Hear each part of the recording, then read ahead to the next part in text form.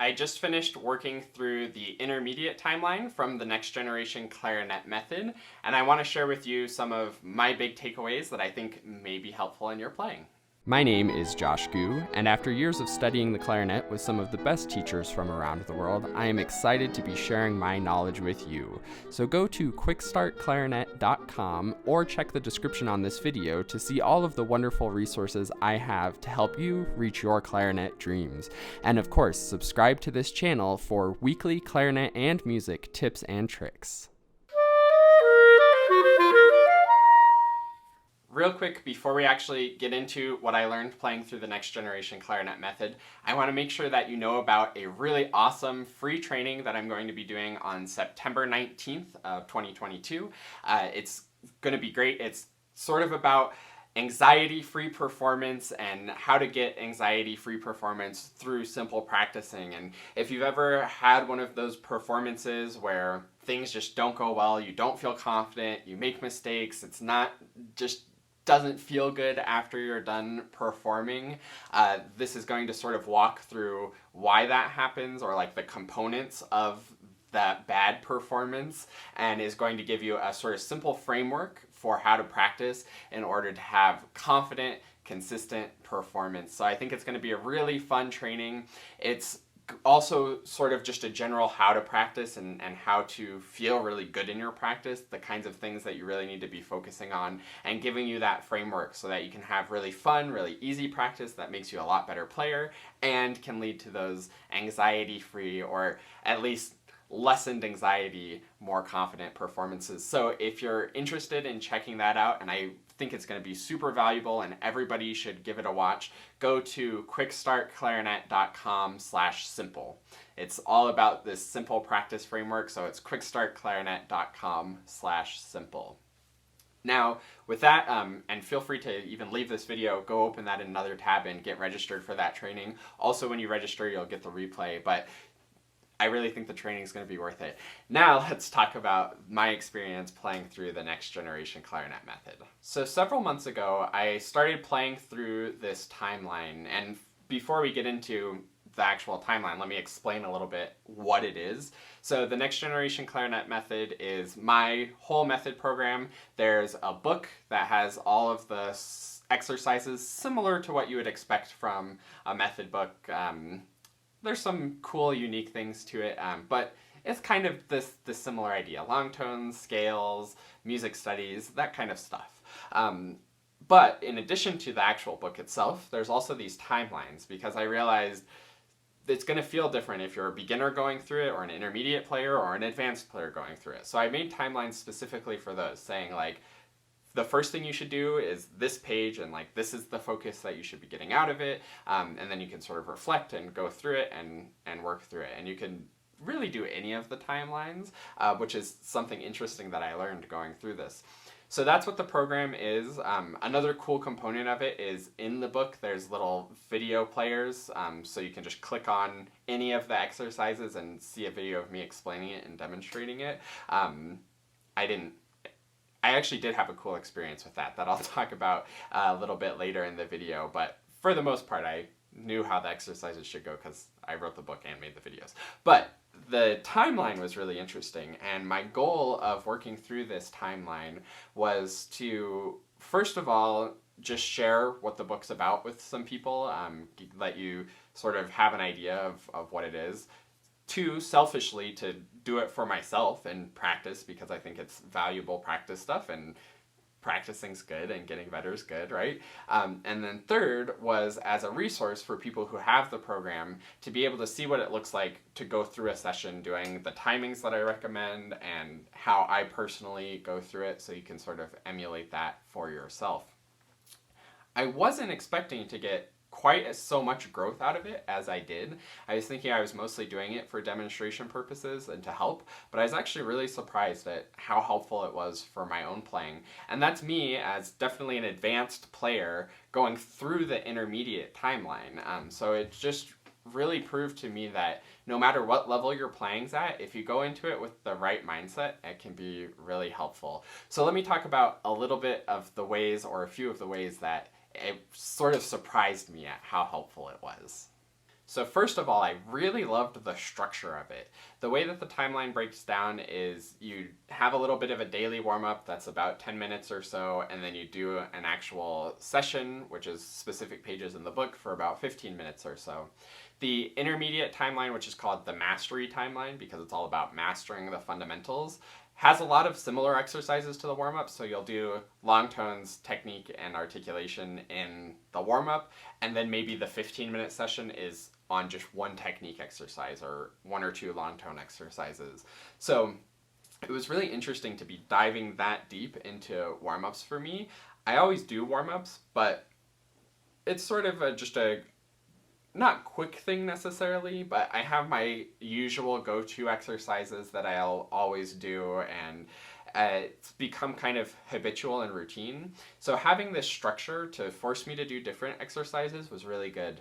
The other thing is I can usually just sort of like whip through an exercise and get benefit out of it because I know how to get the benefit out of it, but having the timer and having to like sit with the scales and thirds for 15 minutes and like really dedicate that time to it and go deeper into the opportunities for improvement was really, really valuable. And that was something that I really liked about it, having that structure and forcing myself to take the time to really go deeper with it, which I don't always do in my regular practicing and warming up. So that was fantastic. Another thing that I was super surprised by was one of the very first exercises. This again is the intermediate timeline, so you review some of the beginner fundamental stuff like how to have good air, how to have good embouchure. The air stuff I think about a lot. The embouchure stuff I don't think about quite as much. Like I work on making a good embouchure, but I don't do a lot of embouchure exercises. In the book there's this one finger embouchure exercise where you sort of suck on your finger as a straw. And I was doing that thinking about really exaggerating the clarinet embouchure as I was sucking on my finger. And then when I went to play it, like made my sound way better. So it was really cool to see how one of those exercises that, again, I know the exercise, I teach it to my students all the time, but was something that I hadn't actually done for myself in a while. It was cool to see how those simple exercises still work, even when you get to the most advanced level. So that was fantastic and really enlightening to see how that support helped. And again, I was doing just one session every week, and it's been a couple months since I did that. So I think I should revisit that in my own practicing, actually. When I practice today, I think I'll give that a try because it was a really shocking difference at how it helped center my sound, focus the sound in, get it more resonant, get more reed vibrations, all that good stuff. Just try that super duper simple exercise. So that was another great thing. Now I mentioned the videos earlier. This wasn't exactly for this timeline. One day before I did the timeline live and recorded it, I was just sort of playing through some of the other exercises just sort of for fun. And one of them's really crazy. I think it's in either the notes or the sound quality section.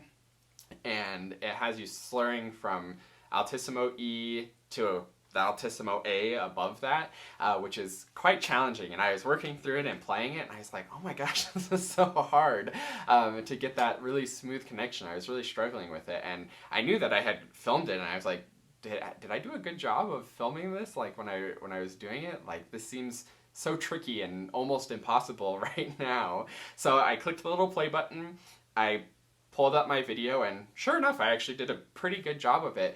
And the thing that was really remarkable to me, and I don't know if it was because I was the one filming it and the one playing it, but just by hearing it and seeing it done and hearing that it was possible, and having an idea of how I was able to make it sound before, like instantly made it go so much better for me. So I think it had that little bit of mental blockage, and just having that idea of how it should go really made a difference, which was surprising to me. And again, I know that the videos are super valuable in the program, and I think they're a big reason why I raised the price recently to what the price is now, was because I added over 160 videos explaining everything. But experiencing it firsthand was really powerful to know, like, wow, actually hearing how it goes, hearing how I should be playing it, makes such a difference on these kinds of things. And it wasn't even that I explained anything mind-blowing in the video. It was just actually hearing it and hearing that it was possible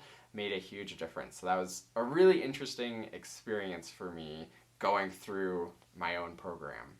The last thing that I want to say is I actually feel like it did make a difference in my playing. I think lately my playing has been really, really solid, and I've actually been playing some of my best that I've played in quite a long time, or maybe ever. And it was interesting, it didn't dawn on me the correlation of I've been working through the method and doing the timelines, and my playing has been quite good lately. But I actually think there is really a connection there, and I think it sort of dawned on me that it's probably because I'm dedicating so much time to this simple stuff and really going deep with the details that's creating the growth and the great control and the sort of freedom and flexibility that I'm feeling in my playing lately. So it was really cool to realize that it was my book that I think was really contributing to that, because that's really the only thing that I've been doing differently in my playing. So it was really nice to have that. And I think the overall moral of the story is to remember that no matter what level you're at, doing those simple things with more quality and diving in deeper to the quality of the fundamentals always is helpful and makes a difference. So if you have the next generation clarinet method already, I know probably quite a few of you do, then really go into it, do the timelines, do the time that I recommend, or even longer if you want to really force yourself to go into the quality of those things. If you don't have the next generation clarinet method, you can certainly check out the live timeline sessions that I did on my channel. There's a playlist called Mastery Timeline Demo, I believe, or Mastery Timeline, something like that, where you can see me working through it and see the kinds of exercises that are in the book. And of course, if you want to get it for yourself, you can go to quickstartclarinet.com/nextgenbook. And the one other thing that I want to remind you of to do is go to quickstartclarinet.com/simple and register for the live training on September 19th. Even if you can't make it live, register so that you'll have access to the replay and get that nice practice framework. It's very closely related to the next generation clarinet method, how that practice framework works. So that might be a good way to sort of get a feel for what the program's like, and then also hopefully be enticed to get the actual program too. So quickstartclarinet.com/nextgenbook if you want to experience the next generation clarinet method. Quickstartclarinet.com/simple for that awesome simple practice framework that I'm going to be sharing for anxiety-free performances. Like the video, subscribe to the channel, all of that good stuff. But I hope you learned something about doing the simple stuff better in your own practice, whether it's through my method or through whatever your normal warm-up routine is. Feel free to mix it up and go really deep into the quality of things, and I think you'll be surprised at how those fundamentals are everything in playing. So happy practicing, thanks for watching this video, and I look forward to seeing you in another one.